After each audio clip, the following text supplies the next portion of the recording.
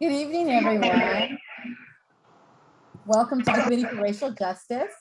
I'm Angela Scott, steering committee member for this awesome committee. This is our, of course, monthly meeting. We know you could be doing other things right now, but you've chosen to be with us, and we are grateful. We are grateful for having you in this space. We hope this will be a time for robust conversation, reflection, education, and healing. May this evening provide a catalyst for action. As many of you know, the Committee for Racial Justice was formed 9 years ago following a racial incident at Santa Monica High School when a Black student was chained to a locker by two white students who went into the other room and yelled, "Slave for sale," and there was a noose nearby. As what usually happens, this incident was minimalized by many in leadership as a boys will be boys incident. So CRJ took up the gauntlet and began working against racism ever since. We work primarily in the areas of education, mass incarceration, and police brutality. Again, welcome to the Committee for Racial Justice September workshop. This is part 2, continuation of the topic of critical race theory. This evening's theme is critical race theory 2, why we need it and how it impacts you. As I always say, buckle up and get ready for an empowering and informative meeting tonight as we take, once again, a deep dive into this hot topic that's shaking the nation during this time of racial reckoning. We are, of course, living in an era, unfortunately, right now where disinformation is battling with truth and history, her story and our story. So while new legislation in some states bans this new idea, as well as research designed to combat racism from classrooms and workplace training, labeling critical race theory as divisive, anti-American. But what, I ask you to consider and think through, what is at the root of this conflict? What are the consequences? Our story, not history and her story, but our story. And the narrators who create a new American story, universal story, global story, should collectively be honest, transparent, and accountable for our history, how we came to be, who we are, in this space, this place called America. But before we dive in, I'm going to give you a few community updates. Our first update comes from our current Public Safety Reform and Oversight Commission, which I happen to be one of the commissioners. Currently, I don't know if many of you know, we are now under a stay that has been brought on by the police, the police, I'll say not the police labor union, but it's the, and this is, you can tell I'm a little upset every time I think of what's happening here. The Police Officers Association. They have come to the city of Santa Monica and they are suing our city because they said there was a lack of a confer during the formation of our commission. Not only do they want to participate on the commission, but they want to help lead reimagining public safety. Of course, then what happens to civilian oversight? If you have police officers on a civilian oversight commission, then it's no longer civilian. So this is where we are. And a lot of, like I said, we're under a 30-day stay right now. It's scheduled to end on September 27th. That is still up in the air. We're hoping so, but we need your help. We need you to write our council members, call our council members, and let them know that the only way to really have a productive civilian oversight is to let the civilians do the oversight. Kind of sounds simple, but obviously it's not. But we need your help. And so I just ask you, and also within the commission ourselves, we do have a community ad hoc committee that that you can also apply to participate on, and we'd love to have many of you as possible apply to participate and also attend our weekly meetings that we're having right now. So that is all for my update regarding police public safety reform. My second update is in regards to this current Malibu unification within the Santa Monica Malibu Unified School District. This Saturday, save the date, this Saturday, September 18th at 9 a.m., the Los Angeles County Committee on School District Organization is going to have a hearing, and I will post the information in the chat. You don't have to register, you just have to log in to the Zoom event. There's another way you can help aside from logging in and preparing to do a 1-minute speech, that's all they're allowing folks, is also email Ana Heredia, and I will post her information in the chat as well. And so those are my 2 updates, and I'm now going to toss it over to Tara, who's going to give us some updates on our housing committee. But again, I'm going to drop the information in the chat regarding the upcoming Santa Monica Malibu Unified School District Malibu unification that's occurring. I'm going to give you that Zoom information. I'm also going to drop in the person you should email. Thank you. Tara? Hi, good afternoon. The CRJ has a housing committee, as some of you may be aware, and we are currently working on a few issues. So we basically are focusing on the intersection of housing and racial justice. Right now, we are working on the right to return policy for the city of Santa Monica. We had a great meeting on Friday with Gary Rhodes from the city attorney's office, and we are going to be looking at advocating for some Section 8 program reform or changes. So if you're interested in being part of this group that is advocating for a change on the housing front, I will drop my email in the chat and you can feel free to join our group. We meet every other Friday at noon via Zoom. Thanks so much. That's all I have for today. I just want to, I didn't hear you say when you were talking about the Police Oversight Commission, that's what next month's workshop will be about. On October 3rd, the first Sunday, is usually when we meet in the first Sunday. And that will be some members of the commission to talk about what the commission's trying to do, what their plans are so far, and how people can weigh in and help deal with this obstruction that they're encountering. So that's next month. And my pleasure this evening is that I get to introduce our first speaker on the topic of critical race theory. And that is Dr. Latoya Baldwin Clark, who is an assistant professor of law at the UCLA School of Law.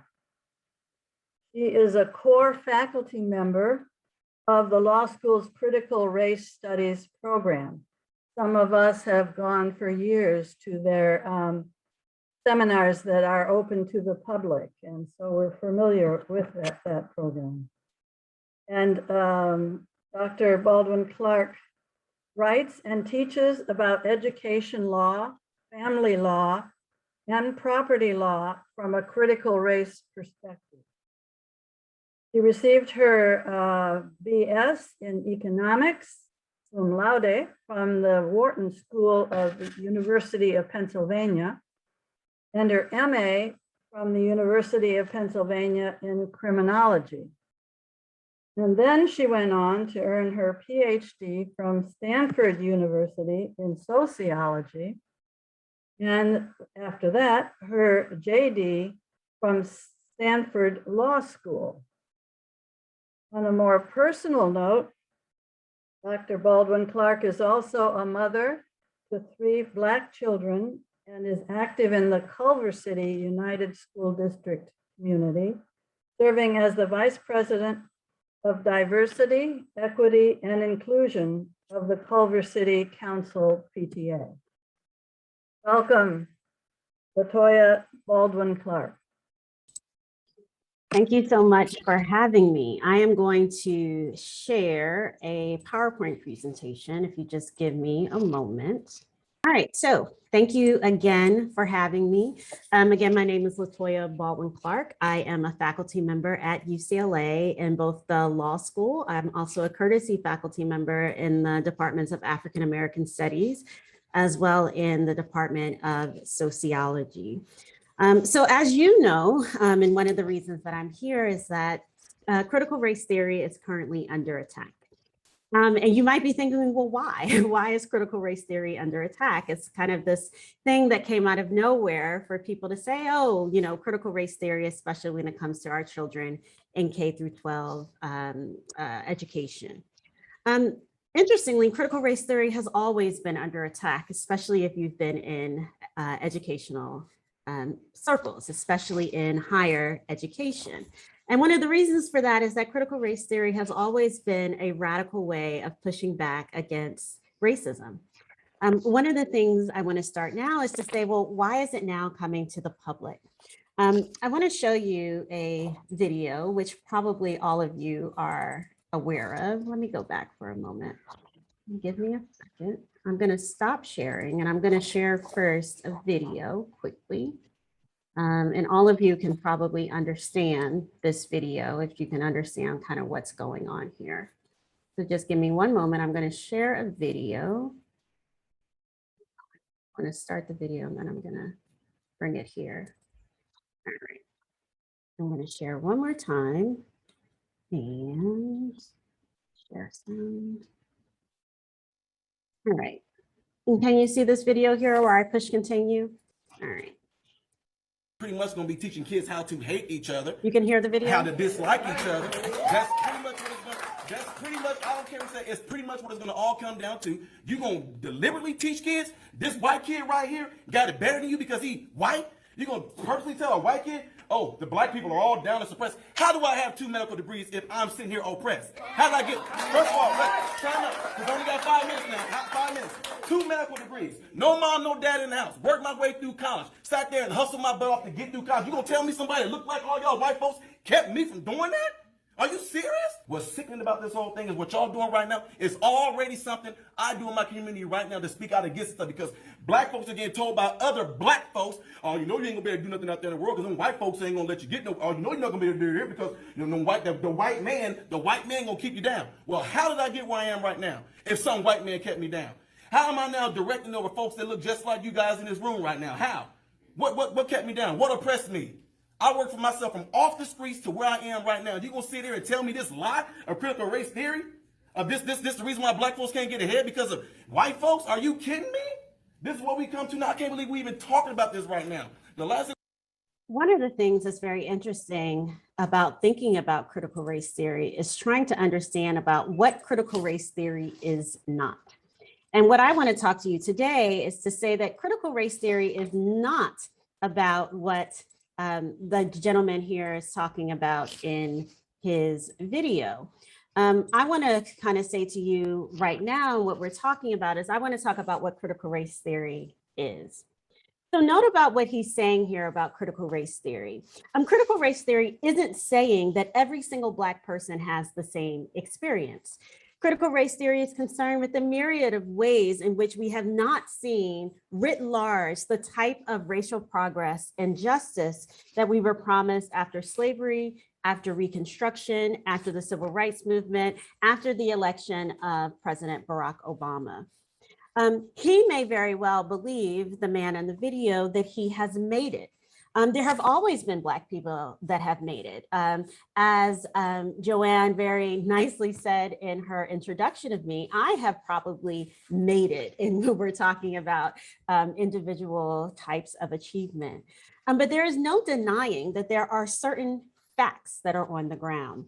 And those facts are that Black, Latino, some Asian groups, American Indian and Indigenous groups, children who are living in rural environments, and some poor white children are not getting the same educational opportunities as are middle class and upper middle class white children.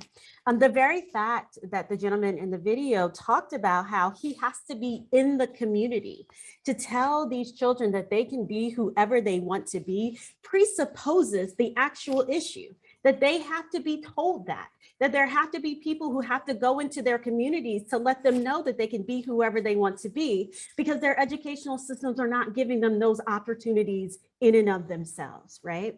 Their opportunities are not there for them to actually know that people don't have to go and tell them. And so that's what critical race theory is actually trying to get at. That is the reason why we need to have people going in and saying, these are the types of institutions that need to be changed, so that there doesn't need to be individuals going into communities telling Black kids that they can be whoever they want to be, because they would already know that by the institutions that are surrounding them already in their schools. So let me say first is that CRT does not tell anyone how to think. CRT, in the name of it as a theory, is a way of thinking about how to think about the world. It does not tell you how to think. It gives you a framework through which to think. So Derek Bell is widely known as being the father of critical race theory. And he wrote this book called "And We Are Not Saved," The Elusive Quest for Racial Justice. And he came to this "And We Are Not Saved" title from a verse in the Bible, Jeremiah 8:20. The harvest is finished, the summer is gone, and the people cry, and yet we are not saved. And what do they mean by that? They meant that, look, we did all of this work. We put all of this work into doing our harvest, and we worked so hard over the summer, but guess what? We still don't have the things that we need. And what he took from this is to say, look, we had the civil rights movement. We got through Reconstruction. We were emancipated from slavery. Why are we still steeped in racial injustice? And that is the thing that some critical race theory is trying to get at. Why is it that racial injustice persists, even though we've had all of these wonderful civil rights successes, especially in the education system when it comes to, we had Brown versus Board of Education. So what has happened in the last 60 years? So the book, And We Are Not Saved, was written in 1987, which was only 33 years after Brown versus Board of Education, which was the major case that said separate could never be equal, that Black children and white children, that the government could not mandate that Black children and white children had to go to school in separate schools. So while legally we saw that the Supreme Court and courts all around the country, however, did many, many things to limit the reach of Brown versus Board of Education. You found that many school districts in the South completely shut down their school districts altogether, so that they did not have to make Black children and white children go to school together. They just said, we're not going to have schools at all. And white parents went and made their own schools, private schools, to make sure that their children could go to schools by themselves. And so what we're trying to figure out through critical race theory is that, okay, we had all of these wins. How is it that we're still losing? So let me start here. Sorry, I keep hearing all of the beeps. So critical race theory is very much an intellectual tradition, right? One of the things that I like to say about critical race theory is that I am not an expert on critical race theory because I am Black. I'm an expert on critical race theory because it is a serious intellectual endeavor, right? So this is not just Black people out here talking about how white people are bad, or this is just about how individual people are coming and saying, oh, this is racist here and racist there. No, this is a serious intellectual movement. And I think it's really important to say that because this is something that people have been learning and writing about for decades. So this is something that people have thought about for a very, very long time. It's not something that we've just picked out of the air for a particular moment or a particular movement. This is something we've been teaching and writing about for a long time that has a very long intellectual history. And I won't go into it here, but it draws on lots of things. It draws on a Black radical tradition of people like W.E.B. Du Bois. It draws on Black feminist radicality by people like Florence Kennedy. It draws on people like Michel Foucault, who talked about power coming out of the French tradition, Sojourner Truth, a Black abolitionist. So it has a very rich intellectual tradition that is really, really important to think about, especially when you have, politicians who are coming out and saying, oh, this is just some obscure, thing out there that just posits racism. That's not what it is at all. It's actually a very, very important and rich intellectual tradition. So what is critical race theory? I put this book out here. It's a very small book, but it's a very powerful book that gives you a good insight on what critical race theory is. And if anyone is interested, a very small book, very, very easy to read. It's just called Critical Race Theory, an Introduction. But I would, it's one of those books that I would recommend to a lay audience who wants to learn more about critical race theory. So what is critical race theory? Critical race theory is very much engaged in studying and transforming the relationship between race, racism, and power. And in a moment, I'm going to talk about what the difference is, especially between race and racism, because I think it's really important that we understand that those are two very, very different things. Next is that it really it's an interdisciplinary way of thinking about the world. And when I say interdisciplinary, it goes back to the fact that this is about academic traditions. Many times when we study different areas, you can study race from different perspectives. I study race from a legal perspective. Stanley will talk about race from a theological perspective. There's lots of different ways you can get to race. And one thing critical race theory does well is that it comes from different perspectives. And lastly, it really questions equality, legal reasoning, and neutrality. And this is partly where it kind of gets the goat of these anti-CRT people. It really pushes them and says, we're not equal yet. No. Nothing is neutral, right? And that really gets at people who want to believe in this idea of colorblindness, who really want to believe in this idea, oh, we're all equal now that, hey, we elected President Obama, of course we're equal now, right? So to say to people, oh, no, we're not equal, that is what really kind of gets people in there that says, we don't want to hear about that. And critical race theory makes this point very forcefully, which is also another reason why people want to push back from it. So critical race theory has a number of different basic tenets. And so here are 6 of them, and I'm going to go through them individually. And I want to be very mindful of time because I know we have a bunch to get through, and I promise I wouldn't go over 20 minutes. And so I'm going to I want to basically go through the ones that I think are most important and leave it at that. One of the things I think is really, really important that I think people often get wrong, and perhaps this might be the one that I spend the most time on. Race is a social construct, and this is really hard sometimes for people to get their heads around. So usually when I do this in a workshop, I often ask people, I say, let me ask you a question. So when you're trying to figure out what race someone is, what do you think about and what do you look at? Now, there's going to be some people here that are going to say, I don't think about race. I don't look at people's races. When I see someone as a human being. And the thing is, research says that is absolutely untrue. It's just not true.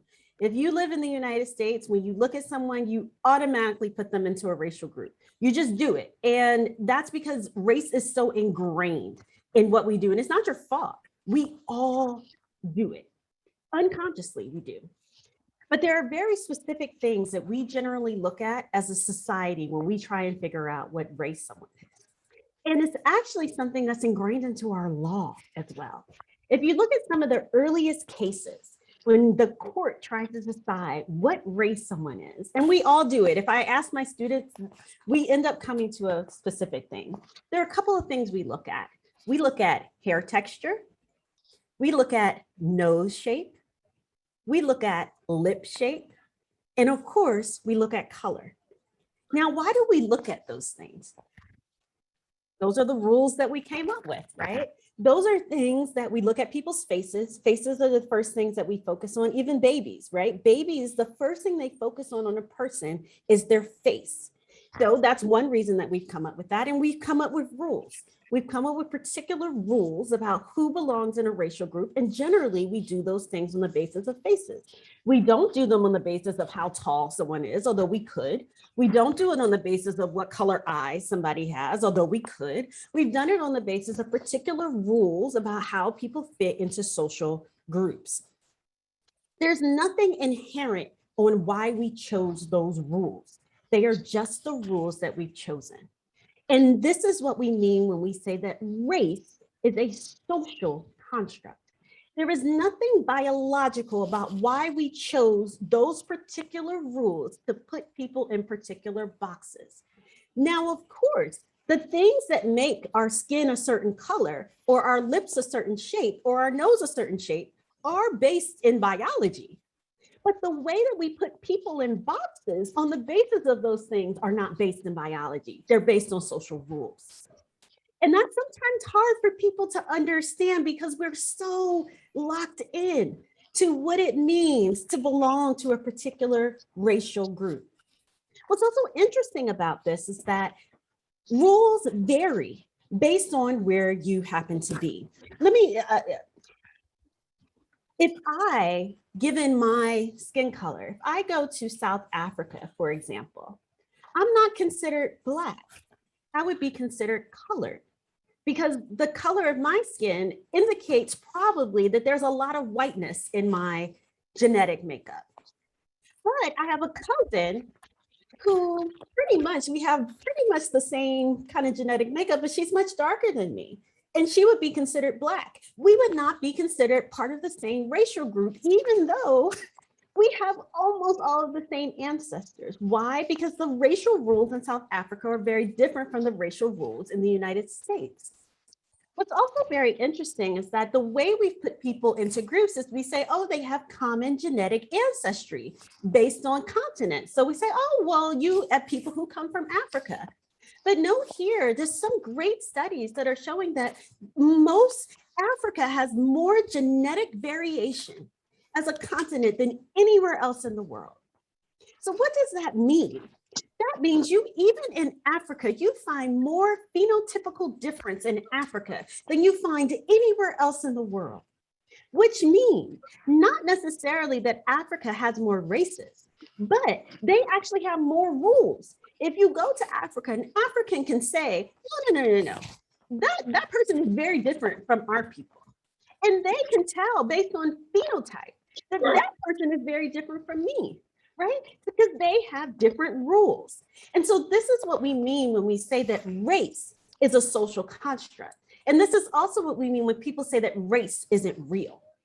However, racism is very real. Racism, again, is very real because racism is how people experience the world in a racialized body. It is how the ordinariness of racism, it's difficult sometimes to explain because of how ordinary it is. The fact that I say we put people in boxes based on our social rules and it's so hard for us to do so is because of racism. The fact that you could look at me and say, you're Black, and it's very easy for me to say that you're Black is because of racism. Because the fact that I'm Black is born of a history that there was a reason for why you had to make me Black. And that was because of the way I needed to be subjugated in order for me to be oppressed under a system of slavery and Jim Crow, etc. Racism is real and racism is very ordinary. Racism is the opportunity gaps that our children have in schools.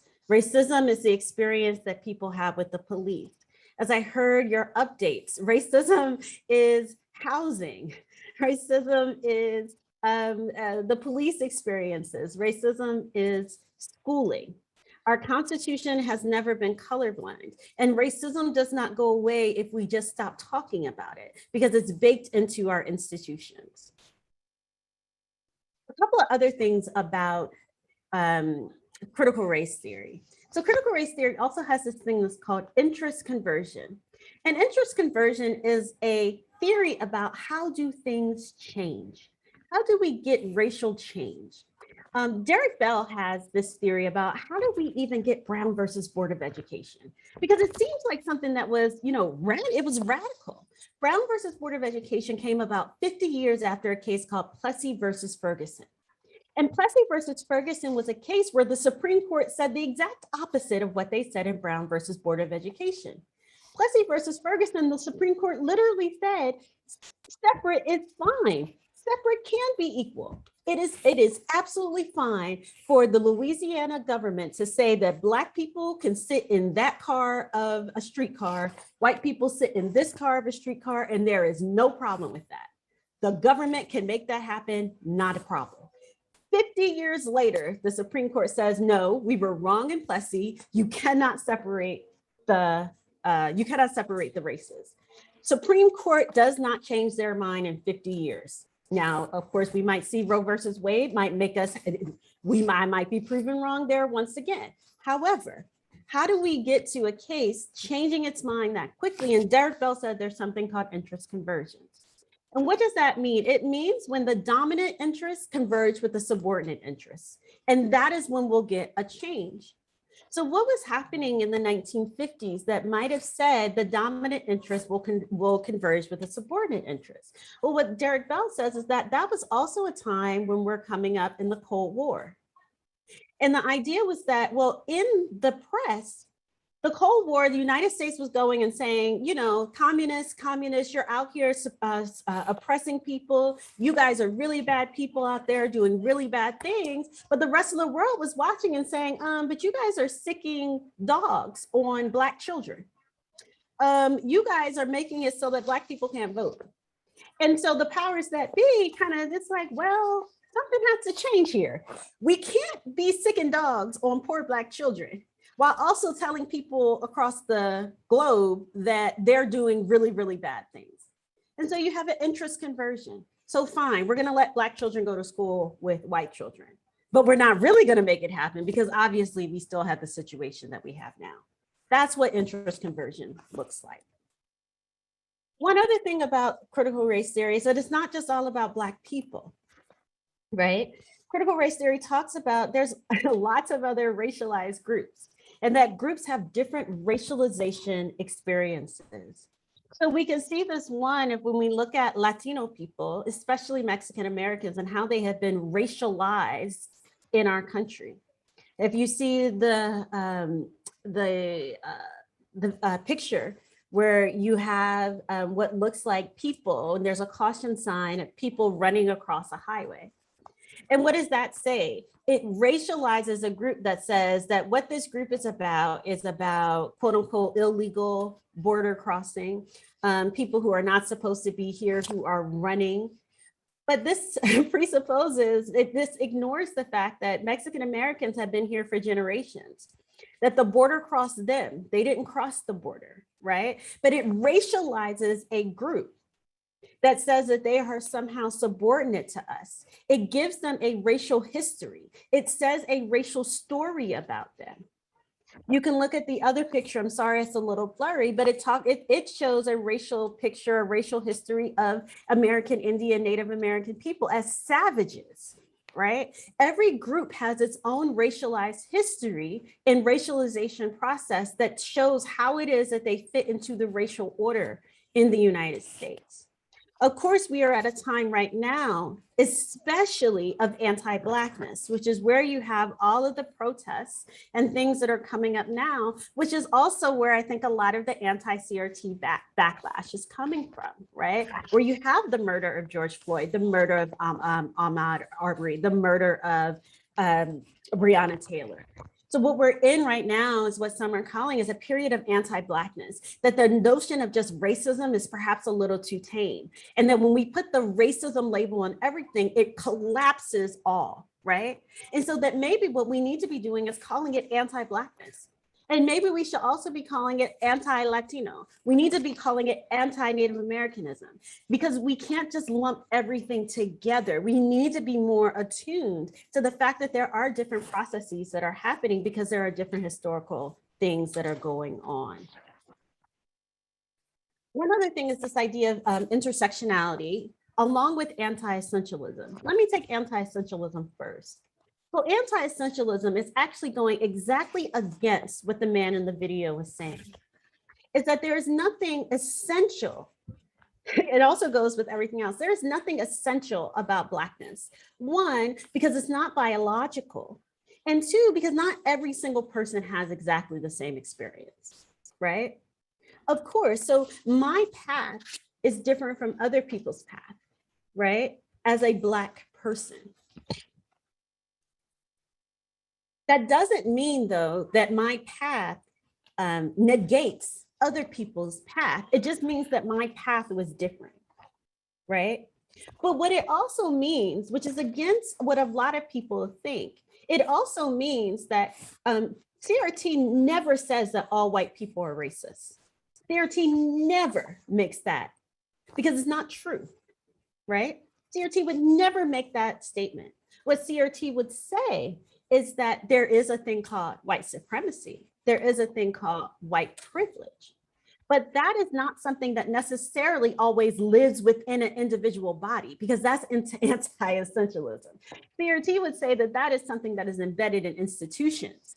That is something that is embedded in social structure, and that there may be people who benefit from white supremacy, but that does not make any particular white person a white supremacist. Now, of course, there are white supremacists out there, but one is not a white supremacist solely on the basis of one's whiteness, right? Intersectionality, though, is also another thing that's important, right? Which is to say that my experience as a Black woman may be different from, let's say, Stanley's experience as a Black man. And that is something that needs to be acknowledged, because none of us live lives that are only on one axis. Yes. Yes. So Audre Lorde has this quote that says, none of us live single issue lives. The experience of a white woman is different from the experience of a white man, and that needs to be acknowledged as well, as the feminist movement has very much done so, made good progress in that. And then within feminism, there has been some progress of talking about how the experience of a Black woman is different from the experience of a white woman, right? All within feminism together. But those are the different types of intersections that need to be pulled out when we're talking about a liberatory framework. And then lastly is voices of color. And I actually think this is incredibly important, especially in the K-12 environment, which is that allow people to be experts of their own lives. So if this isn't an essentialism issue though, but it means that if I come to you and I say, this is my experience as a Black woman, take that as my experience as a Black woman and allow me to be an expert in my own life. If students come and say, this is my experience as a Black student in my school, allow them to be the expert in their own experience. And that's what critical race theory also asks. It says, allow us to be experts of our experience.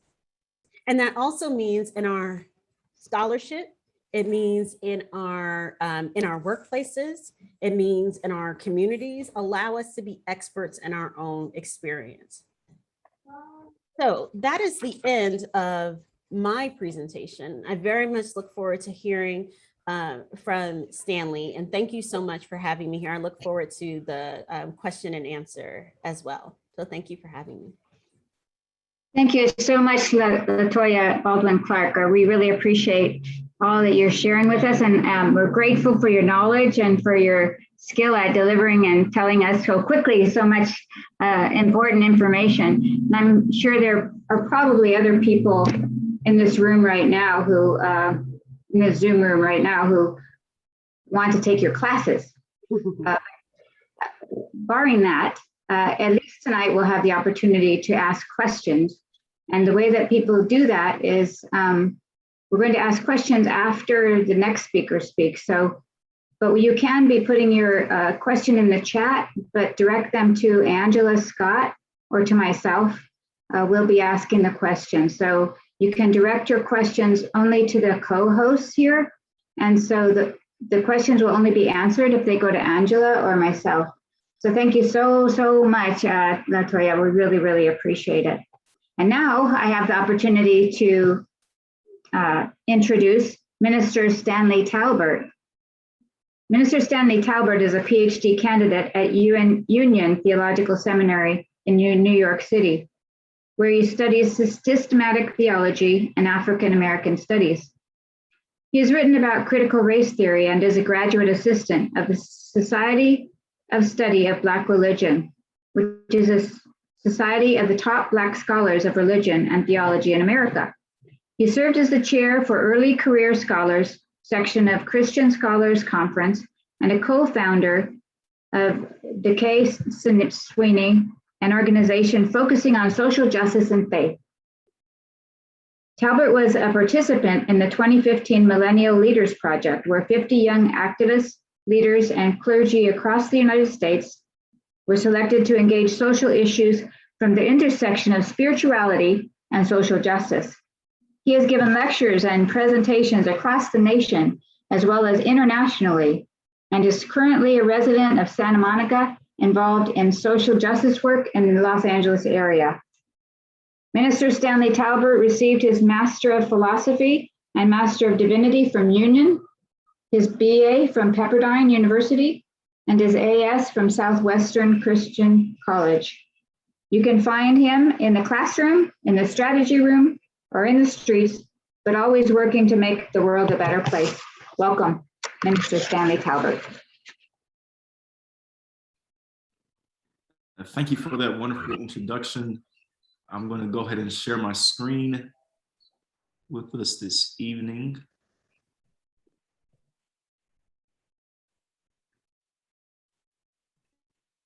Okay.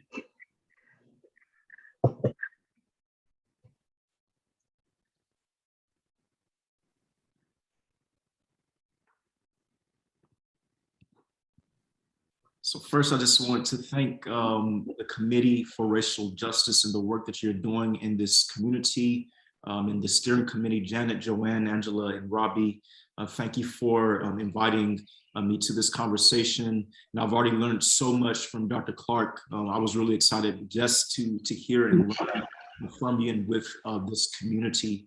And really a display and embodiment and inspiration of what it means to live the life of the mind for the pursuit of justice. So thank you so much for that presentation and even helping me and understanding some of the questions that I've had. So I'm coming to this conversation as a trained and a training constructive theologian, and particularly in liberationist and Black and womanist liberation traditions and political theological traditions. So I come from that passage. I want to be very clear about that I'm not a scholar of critical race theory, although I've engaged it. And I think that's a part of the problem with some of these conversations, that there's not enough intellectual humility. So I go on Google and I look at what other people are saying, what critical race theory is, without any engagement with the primary thinkers. And so I want to be very clear that I'm not a critical race scholar, but I have engaged it theologically, especially when you think about the similarities between Black liberation theologies and liberationist theologies, responding to the death of King and the practices of the civil rights movement toward a more radical Black theological perspective. So there are some ways that these disciplines come together. So my first major encounter with CRT was in grad school, which I think is interesting, and I would love to hear more from Dr. Clark, because there seems to be this this panic around public schools and critical race theory, and I'm saying, wait, I didn't really have a deep engagement until grad school. Like, what are we calling critical race theory, and why is there such an alarm when many people have not studied it, or it's not until grad school that they studied, especially because this comes from the disciplinary of legal studies, right? And so my first encounter, I would say, with critical race theory as a disciplinary project, obviously I've read other thinkers who influenced the tradition, but was in grad school at Union and with Columbia University's IRAS Institute.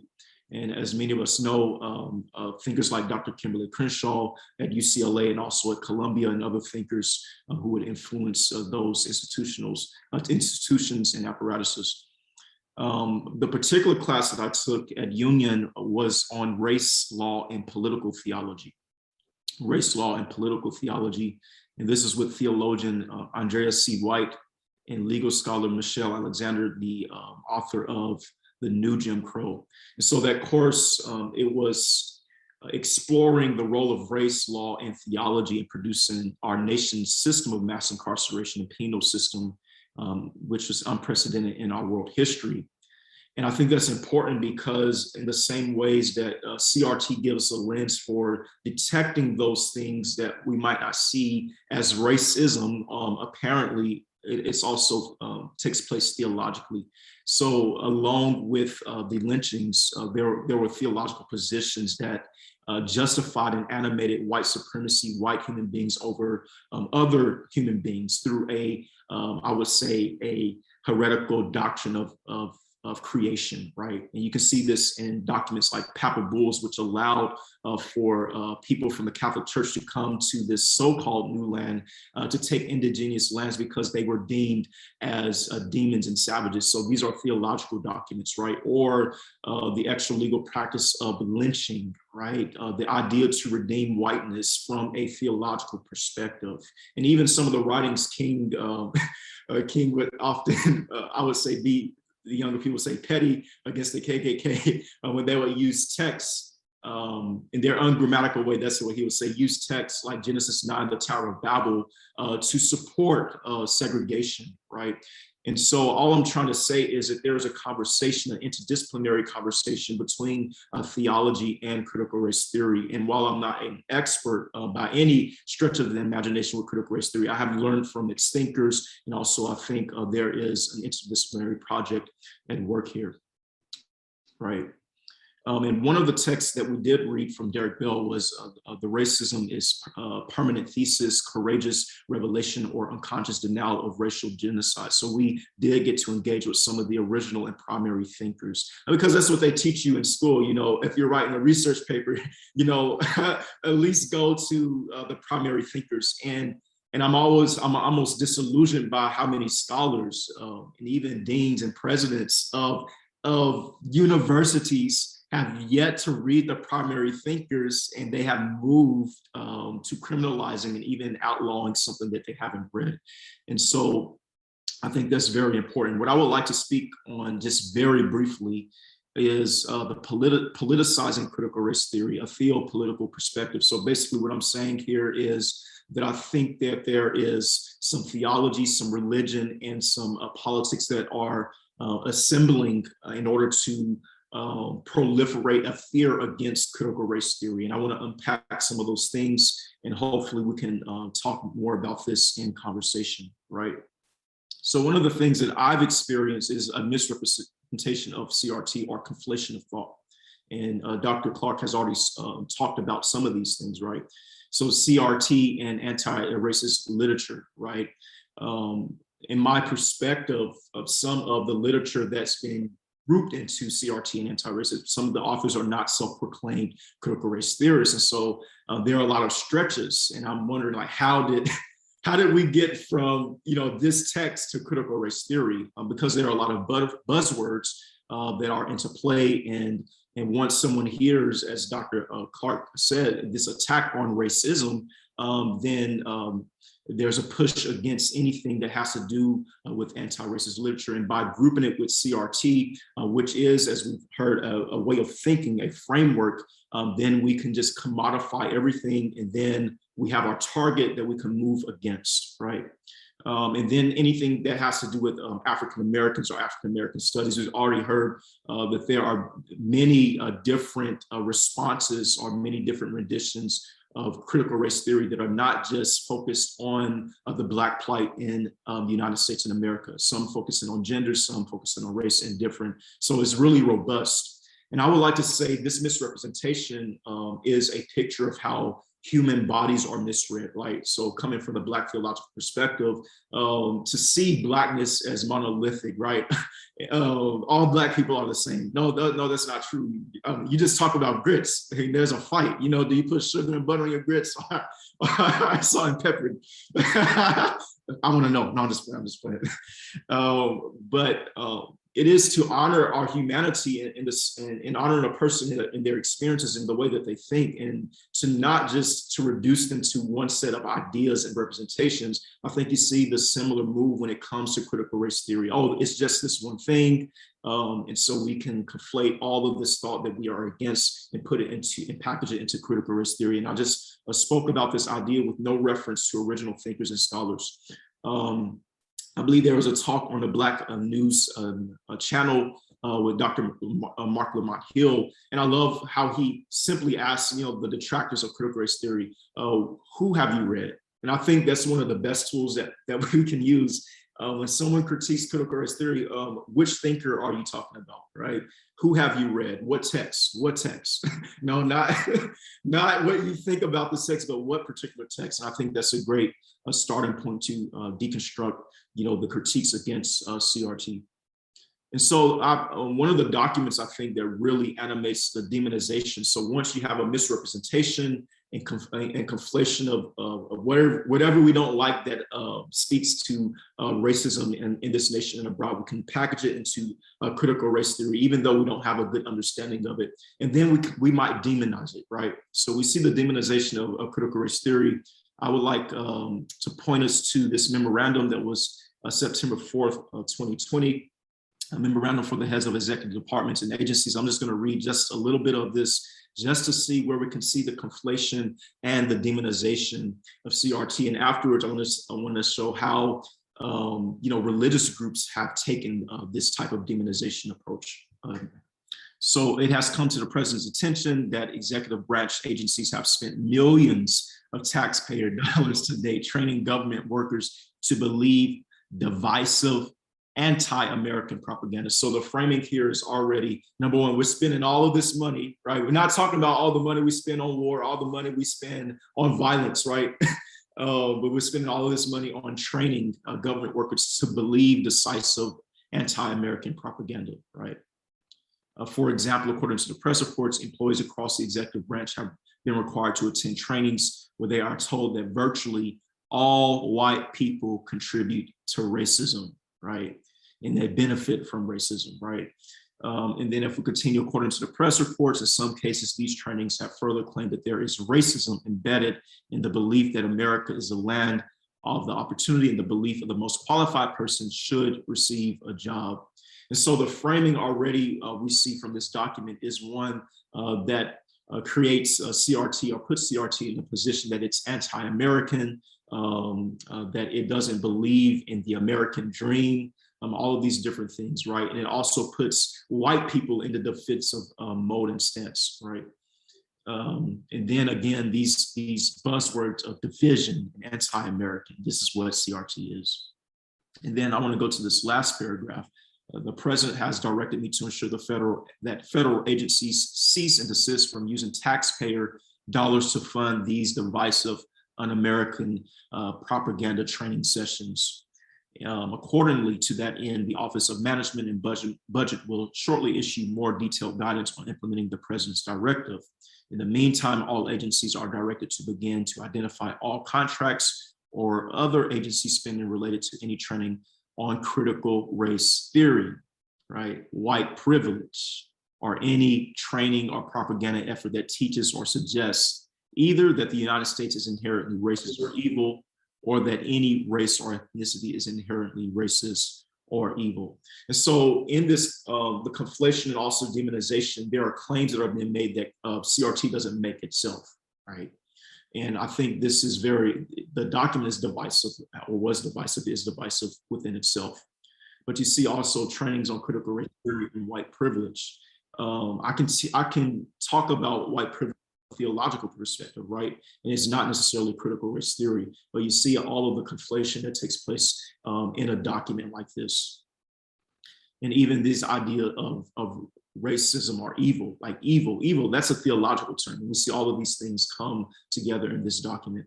And then take a look at the Conservative Baptist Network that strongly supports President Trump's action against CRT. This is Saturday, September 5th, 2020.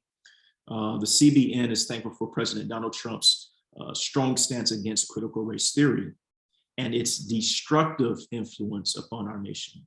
And you have to ask yourself, have they even engaged any of the authors, right? How is it destructive? Are the components that you're saying are destructive, are these even part of critical race theory?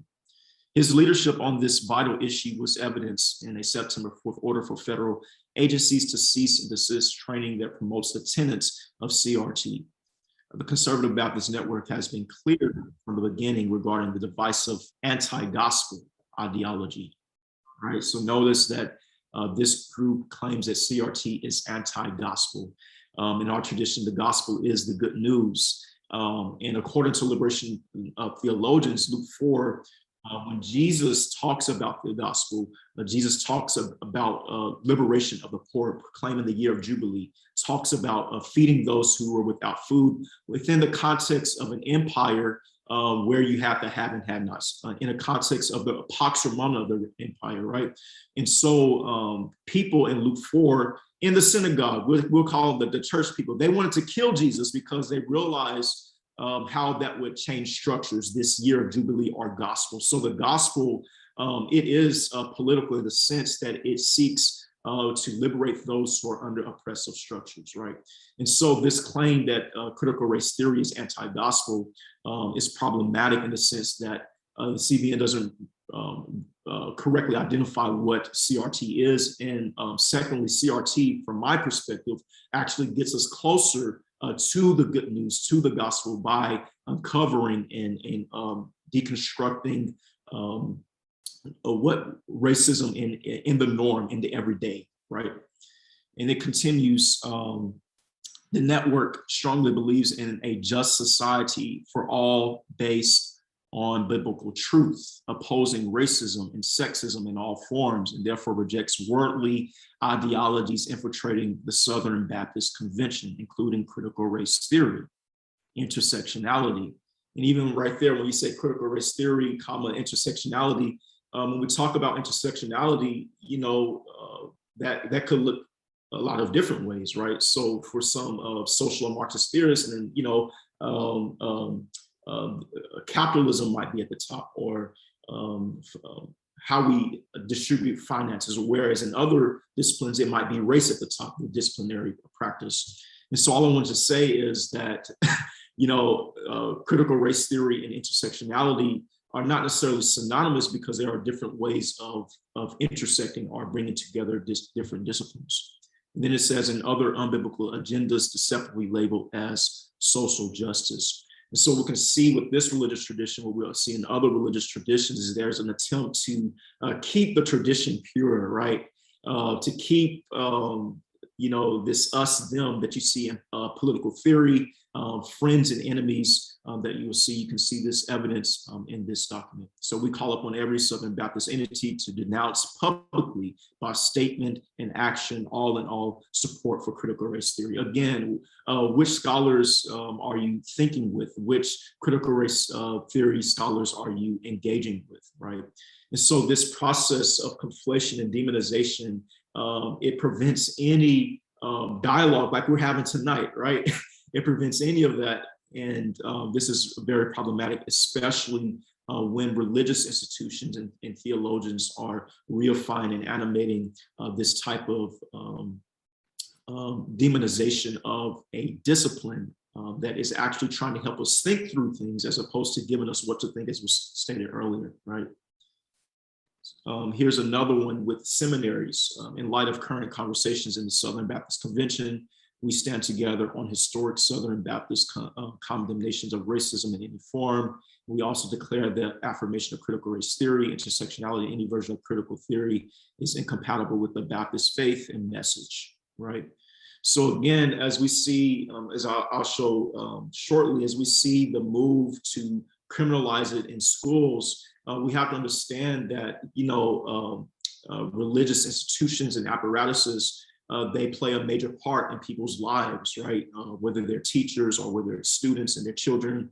So they, you know, today is Sunday. If they go to church and hear these messages about how demonic critical race theory is, and then they go to school and they want to say, well, you know, what's taking place in my school? And so I think it's very important, this component of really investigating and keeping track keeping track of the history of interpretation, the reception history of theological institutions and religion in relation to critical race theory, right? And it's ironic in a time where there's so much Black death and Black and brown pain, people are more invested in critiquing critical race theory and then to learning from it and seeking to transform the world where we need a critical race theory, right? And so I think that is something. And then lastly, so the process that I've experienced and seen is you have the conflation, then the demonization, and then the criminalization, right? So we have states banning the teaching of critical race theory: Arkansas, Florida, Idaho, Iowa, Oklahoma, and Tennessee. Some have tried and were unsuccessful, and then other states are still in process, right?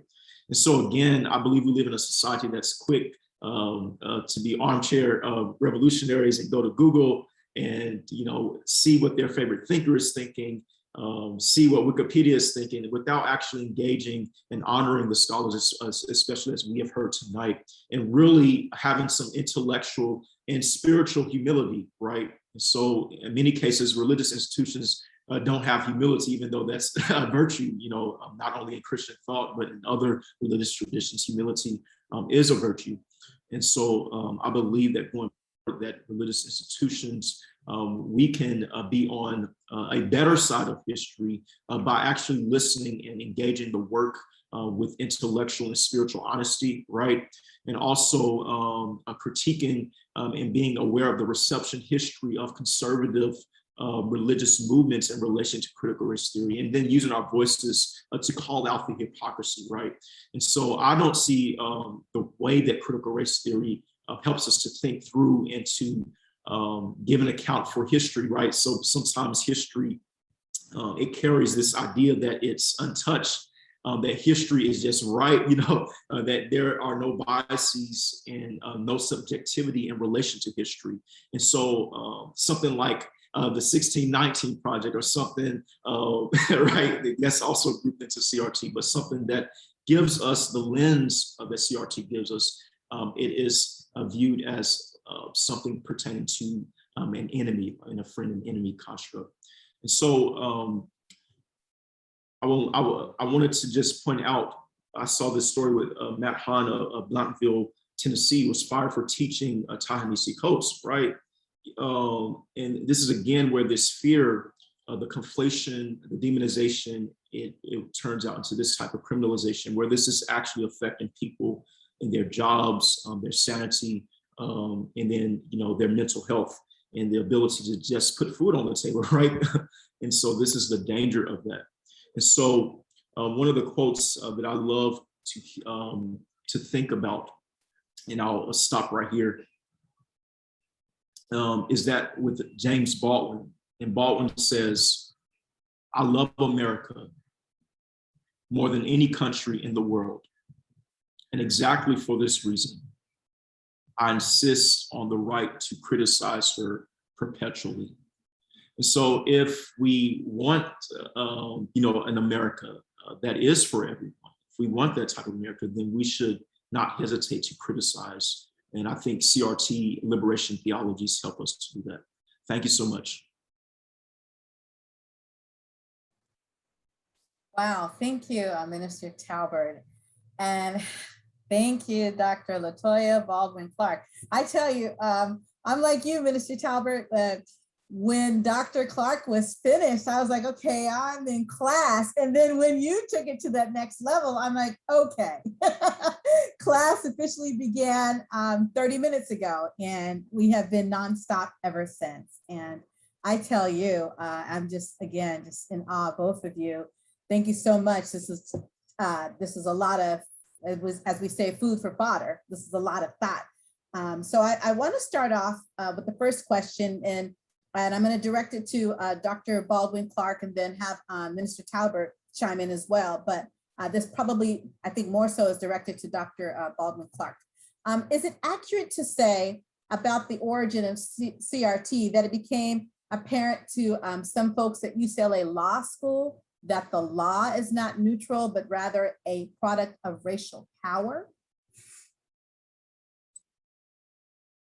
Yes. So I think that when CRT began in the law, it began because at the time, there was a movement at the time where it was very clear that that the law itself, yes, was not neutral.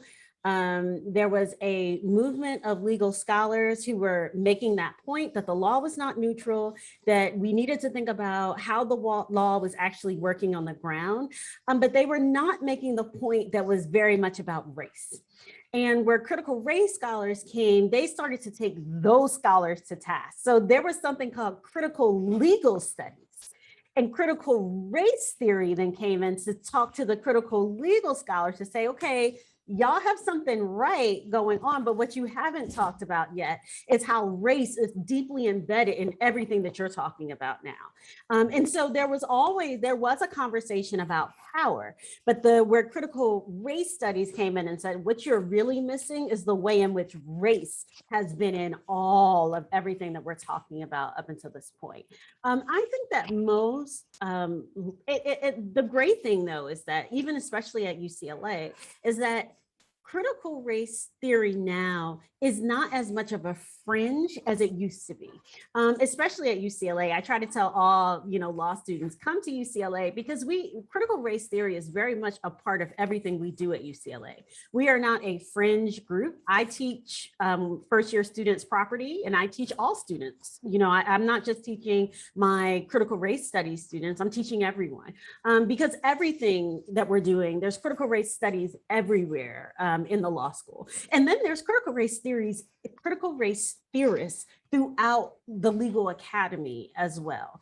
And so yes, but it is definitely about the fact that the law is all about power. Who creates the law, who is subject to the law, who gets to change the law. It's very much about power. And critical race theory and critical race studies definitely talk about that, and that's part of talking about the why of law, not necessarily the what of law. There's both of those things that are happening. Thank you for that. Thank you for that. That was excellent response. So actually, I'm going to go to, because like I said, that one was really kind of directed toward Dr. Baldwin Clark. So my next question, and again, I think we should hear from Minister Talbert first, and then we'll go to you, Dr. Clark. Isn't the work of anti-racism about moving toward equity and what Dr. Martin Luther King called the beloved community? So I guess I'd like to hear from like a theological standpoint, although wow. And I say, wow, having been a Southern Baptist. So I would just like to first hear your response, Minister Talbert, and then also your comments as well, Dr. Baldwin Clark, on our beloved community as we speak. Thank you for the question. Just for clarity, the question I have is the work of anti-racism about moving toward the beloved community? I just want to make sure I have the question right. That is correct. Joanne, is that correct? That is correct with that. Yes. Thanks for the question. I would say first, when we say the work of anti-racism, that could be broad, right? So I could be working from a different discipline, even if I'm thinking about liberationist, Black liberation theology, or oneness theology, they have different approaches, right? Or if I'm thinking more of a separatist Black radical tradition or an integrationist Black radical tradition. So I would say that we might problematize, what perspective that we're coming from with that. But I will say that there are anti-racist groups, especially in the legacy of King, who work toward the beloved community, especially thinking with Howard Thurman, right? Where we see that term, the beloved community. Absolutely. Maybe I can bring this conversation between James Cone, the founder of Black liberation theology, and J.D. Otis Roberts. So J.D. Otis Roberts, he pushed for reconciliation. So he was critical of Cone's Black liberation theology because he didn't say a lot about reconciliation. And Cone's response was, whenever there is justice, whenever there's equity, then we will have reconciliation, right? And so I would say that it really depends on the tradition. It really depends on the thinkers that we're thinking about in terms of, I would say, the telos or the end goal in relation to that. Thank you for that. I just thought that was great. And again, Dr. Baldwin Clark, if you wanted to add to that. You know, I think it's a really good question that I think does not have a satisfying answer. And the reason I say this is that I think that it's easy to see what anti-racism looks like in certain sectors, right? I think, let's say in K through 12 education, I feel like I have a good idea of what I think anti-racism looks like. I think you know, there are certain particular things that I can look at and I say, you know, as an educator, as a mother, there are certain things that I know. I know that I want all third grade Black boys to be reading on grade level. And that's one anti-racist thing I know, because I know that that is a really good indicator of high school graduation rates and college going. And I just know that because I have a lot of experience. So if that's something that happens, I think that is a very good anti-racist goal. And so there are particular things that I think, in a way, I'm not a theologian, so I'm a Christian, so I have a somewhat good idea of what the beloved community looks like. But if I say this is what anti-racism is, and I can see certain things, but what does anti-racism look like in a society that is so deeply invested in race, right? Because again, if race is not real, but racism is, how do we get to anti-racism when we're still so invested in race and race isn't real? It's actually such, I think, a very complicated circular question, right? Because how do we move from one into the other? And so a lot of times, even in my own work, I think of big questions, but I'm also very community minded, which is, you know, in my bio, I do talk about, it's very important to me how I work in my community. And so to me, when I think of anti-racism and I'm working in Culver City Unified School District, I'm very clear what I think anti-racism looks like there, because I think that there are very specific things about what anti-racism looks like in the Culver City community. Now, it's a smaller community, and I'm sure you guys think about it too. Okay, Santa Monica, Malibu School District, I'm sure you can look at certain things and like, this is what it could look like in this area. Even LA Unified, it's bigger, but it's a specific place. And I believe that, you know, all politics are local. And so I believe that those are the places where I can't solve anti-racism on the United States, but I think that there are things we could be doing in our community as to what does anti-racism look like to get to a beloved community in our communities. And I think that those are things that we could be doing. And those are the things that we should be pushing towards in making our communities as anti-racist as possible. Thank you again. Thank you both of you for that question. And just to dive a little deeper, and I'm glad you did bring up K through 12, because I would love to kind of direct the question there, and I have a couple of them specifically. The first one is, what kind of response can we give to folks who think that critical race theory is about teaching white children to hate themselves or to feel guilty for centuries of oppression? And then also to Minister Talbert, I kind of want you to think in the same vein of that, but from like a theological perspective. We're talking about Sunday school or Bible study. So go into your thought that way, but Dr. Clark, what are your thoughts on that? I think that questions of race need to start very early. I think that if you start with high school students and you start telling them about critical race theory, or the tenets of critical race theory, I actually think you do have a problem. I think that if you haven't started talking to children about race from a very young age, and then all of a sudden, it's just like all of a sudden you start telling adults about white privilege and white supremacy, and people are like, oh my God, what are you talking about? I've never heard this in my entire life. And then they feel like attacked. Yeah, I can understand how that would be a problem. But if you you can start at young ages and start talking to children about racial differences and what does race mean. If you don't, hush your children when they try and talk about what are racial differences, and if you are able to just start having very matter-of-fact conversations with children about race, about difference, about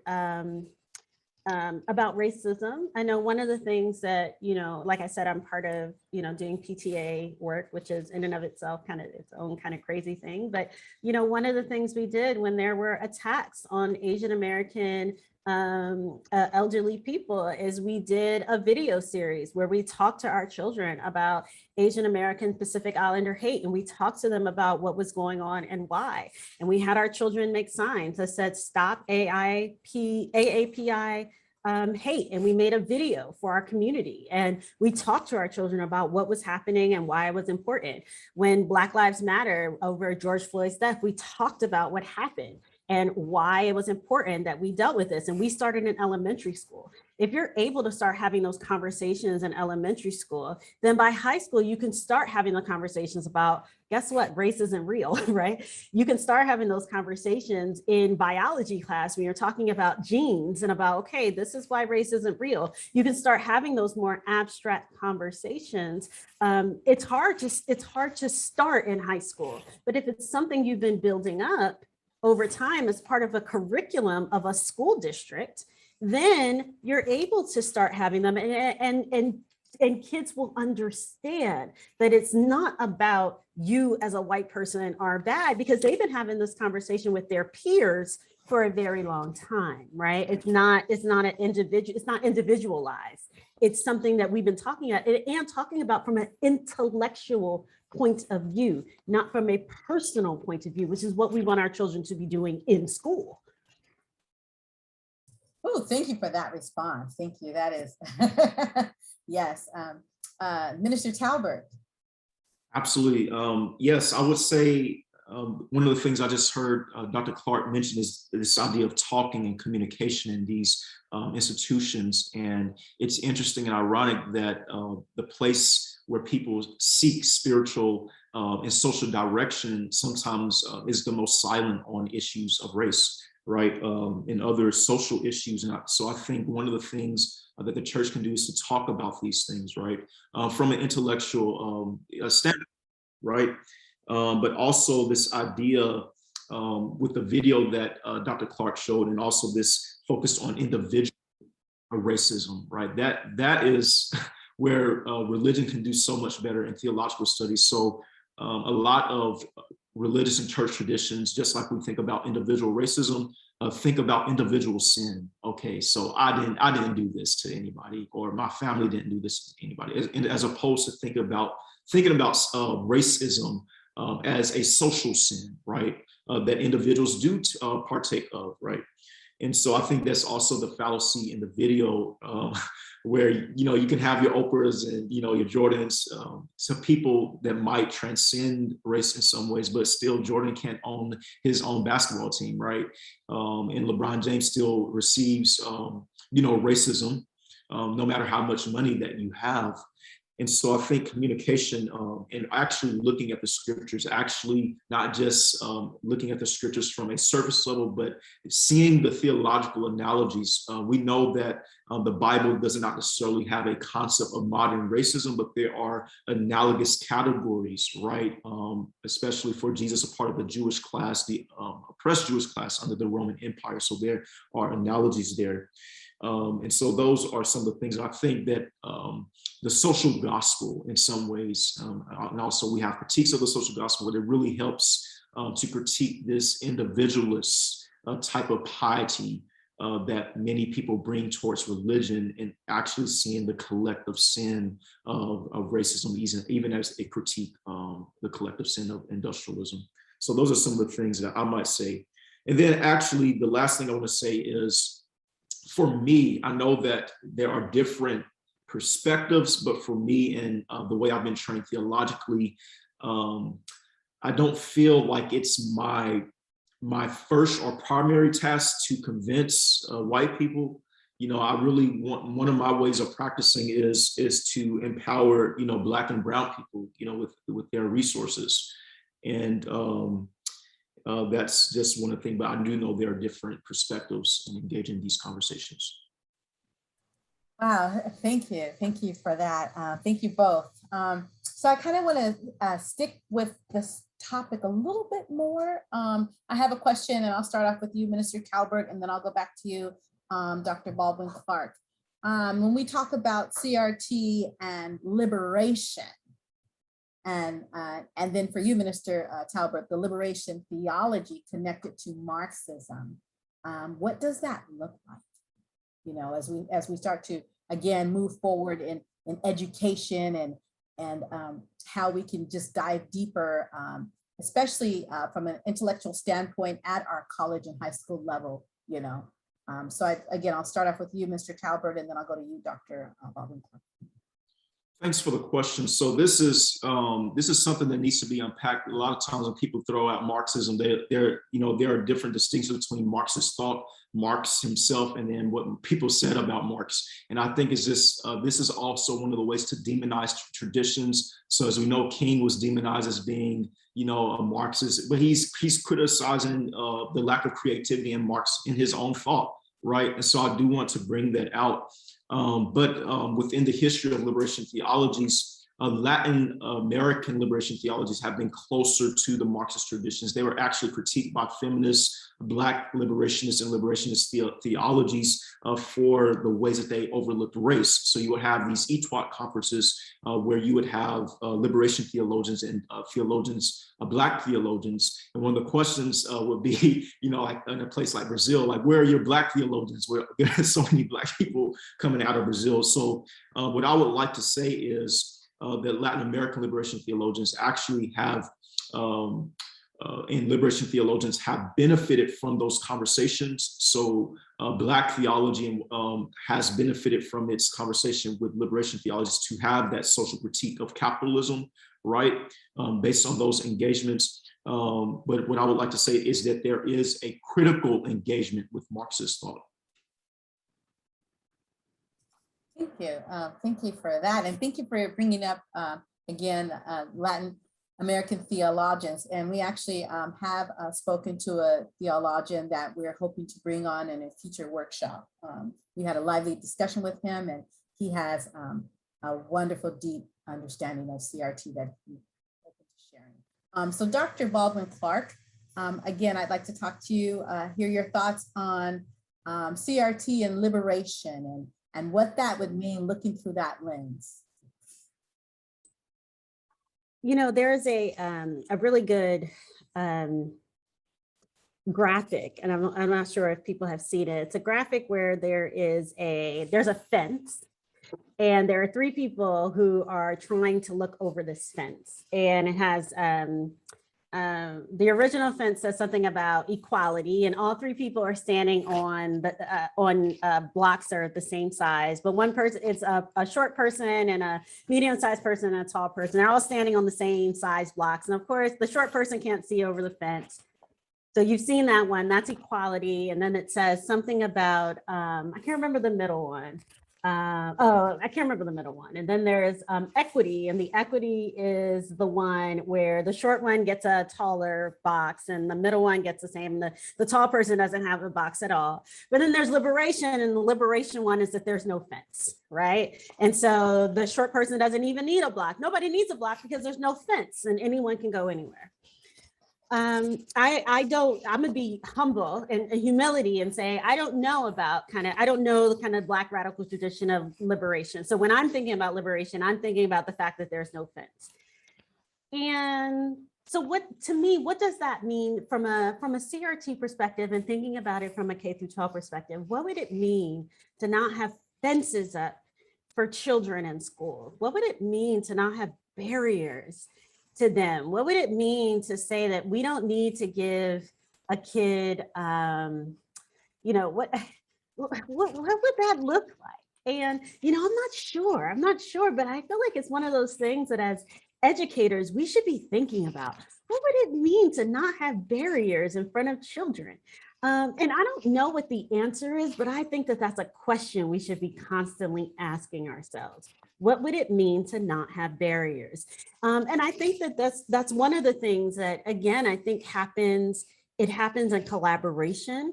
It happens in, I think about it in my classroom. What would it mean to not have barriers up so that every single law student in my classroom has access to what it is that I'm trying to get across? They have access to the information that I am trying to get them to understand. And it doesn't just mean that they can all hear my voice.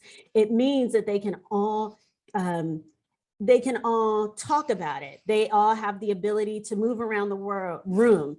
I put them in breakout rooms so that they all have ability to talk to each other and talk to their peers. They all have the ability, it's a constant question that I'm asking myself. And so I would want our educational institutions to be constantly asking themselves that question. What does it look like to not have fences in front of our children in order to get the things that they need? That's what I think liberation looks like.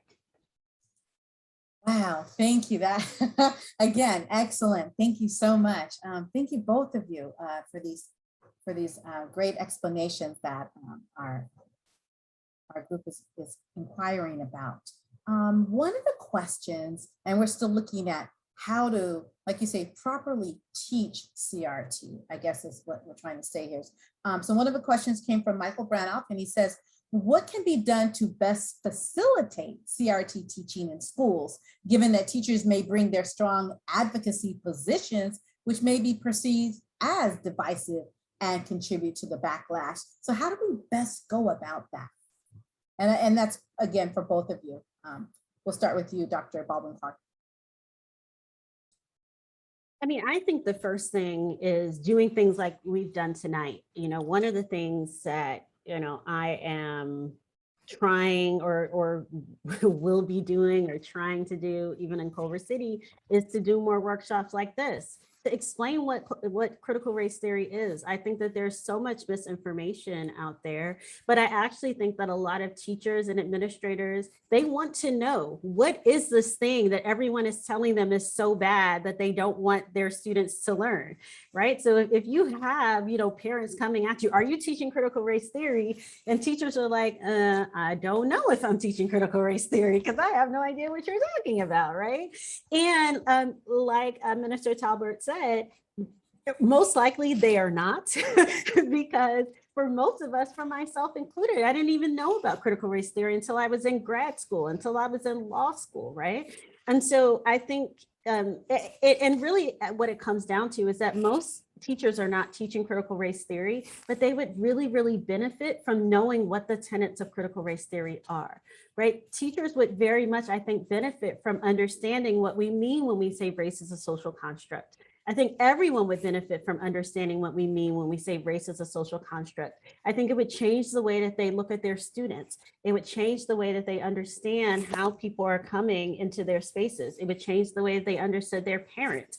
And so I think that learning the framework of critical race theory, but also learning, one thing I didn't mention that I should have is that what I talked about as the basic tenets of critical race theory are truly the basic tenets of critical race theory. I argue with my colleagues who are also critical race theorists all the time. We argue about things. I don't agree with them about X. They don't agree with me about Y. These are the things, these are the basic things that we can agree upon, but we disagree about a whole lot of things. There's books upon books about things that we don't agree on, right? And so, but these are the basics. I think that so many people can benefit from just learning some of these basic ideas of thinking about the world. And that's what I think that teachers would actually really benefit from. How can we understand race? If nothing more, what can we understand about race? What is race? What does race mean? What is racism? That's what I think perhaps should be the first step, is just educating people, especially educating teachers and administrators. Wow, thank you, because that really answered both questions, because again, it was a lot more, what is CRT? And then how do we teach it? And just to, I guess, just even to add, like you said, with race as a social construct, you do not hear that until you're in college. Like Minister Talbert said, you don't hear it until you're in college, and you're like, yes. And just think the power behind that, if our middle schoolers even and our high schoolers knew it now because they talk about this all the time. Even if it's not being discussed in the household, I bet you it's being discussed on the yard. So you need to catch up with your kids because they're gonna also hear about it on TikTok. I'm just saying, understand how powerful social media is. And now I'm gonna toss it over to you, Minister Talbert, again, when we talk about CRT and how do we best facilitate? And again, from you, from that theological standpoint, knowing that, again, oh, you talk about having receipts, you had receipts from what came down in Trump's administration with that letter on cease and desist, as well as the other different memorandums that came up. When you look at all of that, how do you best facilitate and change the narrative on that regard when you're down that one, roadmap and you're trying to say, hey, this is not the road to be on? Like, how do you do that? Absolutely. I just want to keep emphasizing what Dr. Clark is emphasizing. This is communication, being in dialogue. We live in a time where, people will write a tweet or a Facebook post and then back it up with an article instead of deep engagement. So there's deep polarization even amongst family members, deep polarization against friends and church members. We see people leaving churches and church splits, those different things. So I would say also a theological engagement with this. So the college students going to be ministers or going to seminaries or graduate schools of divinity, they need to be engaging these work. They need to understand race from theological and religious perspectives and understanding how their traditions animate and reify and have contributed to racism through the reception history of how the tradition has interpreted those texts and how those interpretations continue to live on in those churches. I believe the churches we're still segregated in many ways, and also other religious communities that do not fall within the scope of Christianity. There's still segregation religiously. And so I think that we need to have I'm thinking about Carter Woodson's miseducation of the Negro. I think there's a mistheological education of so many. We need to re-educate from theological perspective. So even as we think about the memorandums from the Southern Baptists, this idea that CRT is unbiblical, right? Well, what is biblical? What does that mean, right? We have David taking a man's, committed adultery and killing someone. That's biblical, right? It's in the Bible, but we have to engage even the Bible from a critical perspective. So that's what I would like to offer. Oh, thank you. No, thank you so much for that. So I have two more questions as we start to wind down. And again, I'll direct this first one to Dr. Baldwin Clark. This comes from Catherine Gentile.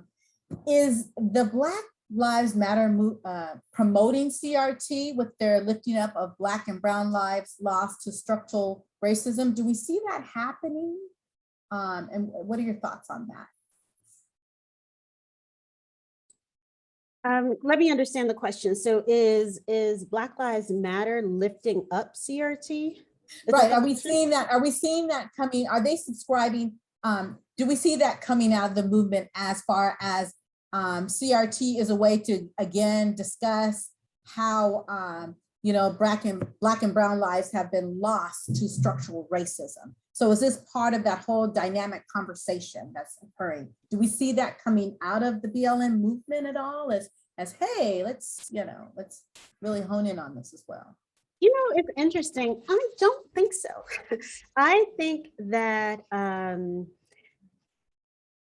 really, I don't think that we started really hearing a lot about CRT until, like Minister Talbert said, that September 4th, 2020 letter. And I'm really glad that he brought that up, because one of the things that we are doing at CRS at UCLA is we're starting to track all of the bills and things that came out after that letter, because it was after that letter that we see a lot of the anti-CRT things happening. But I think that this is a really good point to show that we cannot conflate these different things that are happening. Black Lives Matter has been around for years, right? I think, again, CRT is a intellectual movement. It is a advocacy movement, but it is not Black Lives Matter, right?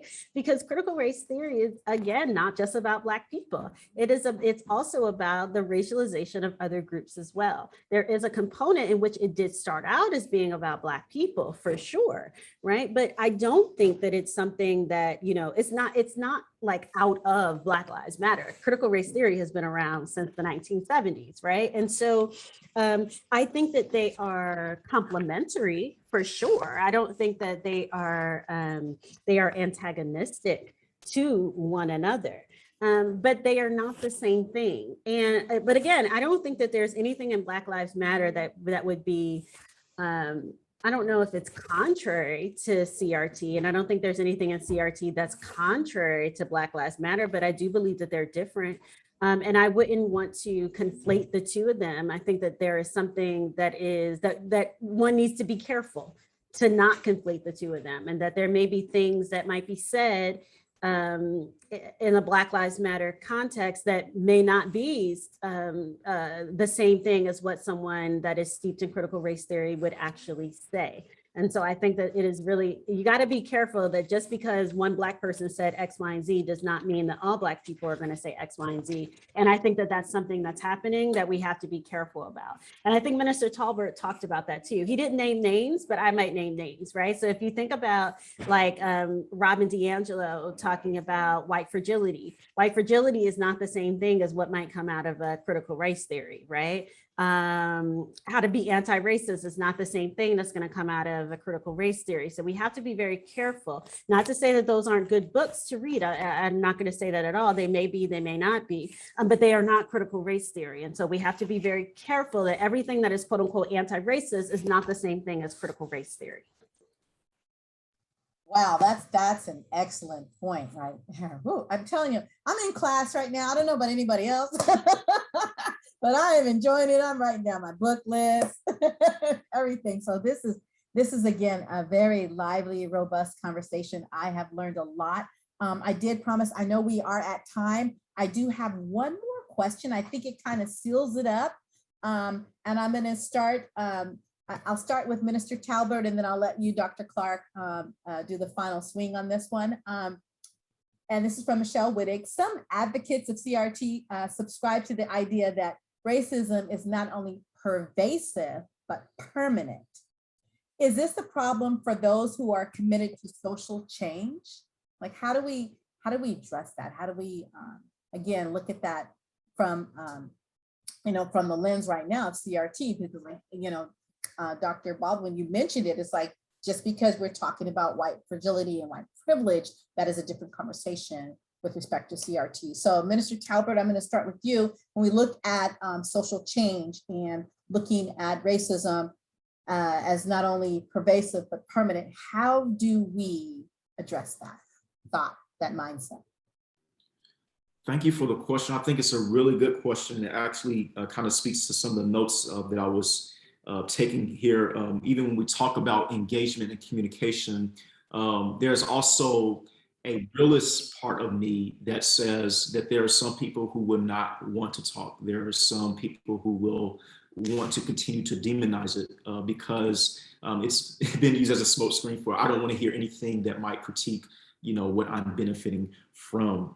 So one of the places where I lose a little hope is when we have institutions, we have people in higher education and deans and so-called scholars, right, who just overlook the primary sources and then demonize it. And I think that's just a bad display of practices, of academic practices for students, right?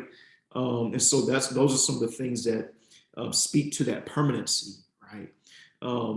And speaking from different disciplines, right? As a theologian, as a Christian theologian, for me, hope is innate, right? So I'll always have this trajectory of hope, whereas other disciplines might have a different approach to that. And I'm also informed by Angela Davis's freedom is a constant struggle. So I understand that liberation and freedom is not just a place where you arrive and you don't have to work towards freedom, but it's always consistently a constant struggle. Even as I think with Michelle Alexander, as she thinks about slavery, Jim Crow and the new Jim Crow, and oppressive structures and hegemony changing over time, which means that the praxis against those systems of oppression also have to change the strategies. So we can't just, as Glad would say, we just can't keep on doing the bus boycott. We have to think of different strategies and different ways in our own time and situation. So as we think about the permanency of, and not only the pervasiveness of racism, I think one thing that helps me is thinking about perhaps the permanency of radical love, right? Or the permanency of the Black radical tradition of people who found a way out of no way, right? Speaking and operating in that legacy. And so that's one of the responses I have in this moment. I think it's a very good question that challenges even this idea of liberation. So womanist theologians, they're not going to say we have liberation. They're going to say we have survival, right? So these are the resources that we have for survival. And I think we can learn a lot from that. Oh, thank you for that. Again, we're unpacking a lot. And I'm like you, I'm taking copious notes and trying to work through it. So Dr. Baldwin Clark, we're gonna end it with you. Again, same question as we look at social change and those who are committed to social change and wrapping our minds around this idea from some that racism is not only pervasive, but permanent. How do you start to unpack that and work through that? I think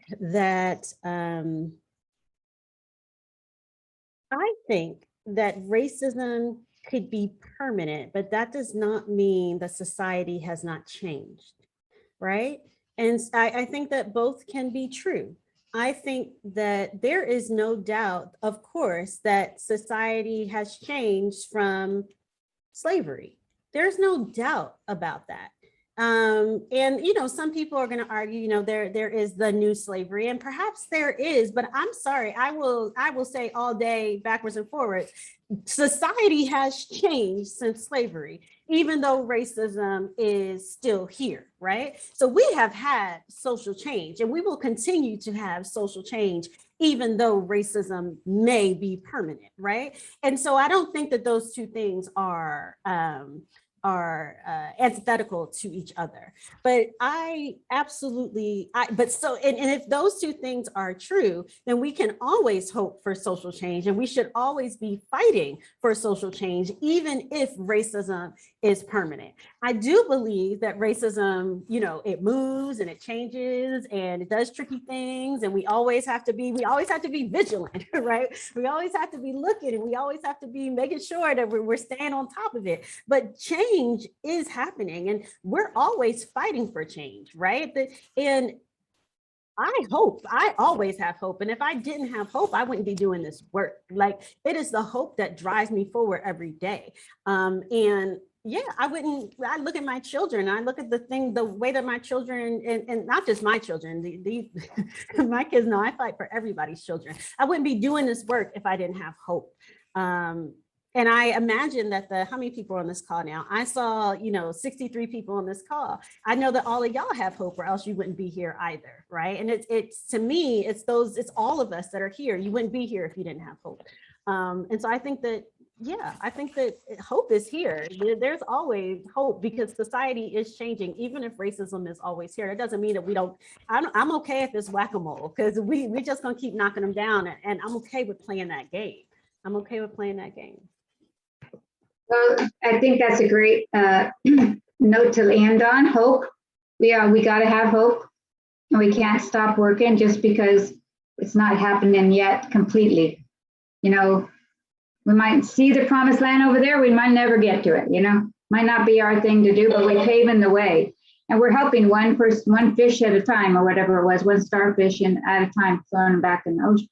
There's all kinds of ways to look at it, but we can't stop, because stopping means we're going to go backwards, because like Latoya just said, you have to be vigilant, because you will be going backwards, because fighting the status quo fighting the system that's in place to that you're not supposed to see takes vigilance and takes keeping at it all the time. So thank you. We want to thank you, Dr. Baldwin Clark and Minister Stanley Talbert, for this very informative and educational. And we could be here for hours. We are a little bit over time, and I appreciate everybody's hanging in there a little bit with us, because this is a very important conversation, and we probably are not still yet done with it. But some of you were asking questions in the chat, and I just want to let you know that some of the questions are pertaining to some other aspect of racism and anti-racism. And so we do have other times when we'll be discussing different things. And there are many different avenues to touch on and to delve into deeply. So we appreciate all your questions. And we end with tonight we're going to end with my call and response. So everybody take yourself off of mute. We do this chaotically on Zoom. And Janet, can we ask anyone who's not on our listserv, who's interested in knowing about future workshops, to put their email in the chat? Right. Please put your email in the chat. And if you'd like to be a part of our book group, right now we're studying The Sum of Us by Heather McGee. We just began that. So if you're interested in reading that and discussing that on a monthly or more than that basis, please put your name in the chat and put book club, because that's a different list. Okay, so take yourself off mute and repeat after me. I'm not free. I'm not free. Until you're free. Till you're free. You're not free. You're not free. Until I'm free. I'm free. So I'm not stopping I'm not stopping until we're all free. Until we're all free. Okay, go in peace, and we'll Ashe. see you next time. Ashe. Ashe.